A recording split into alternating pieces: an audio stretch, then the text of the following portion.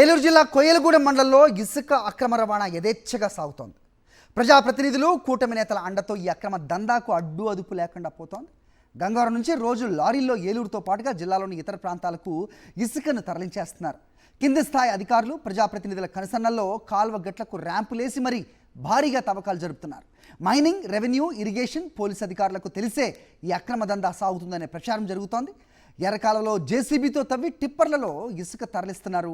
VRO మొదలుకొని mining అధికారి వరకు నెలవారీ ముడుపులు ఖరారు చేసినట్టుగా టాక్ వినిపిస్తోంది. ఏలూరు జిల్లా కొయ్యలగూడెం మండలంలో ఇసుక అక్రమ రవాణా యథేచ్ఛగా సాగుతోంది. ప్రజాప్రతినిధులు కూటమి నేతల అండతో ఈ అక్రమ దందాకు అడ్డు అదుపు లేకుండా పోతోంది.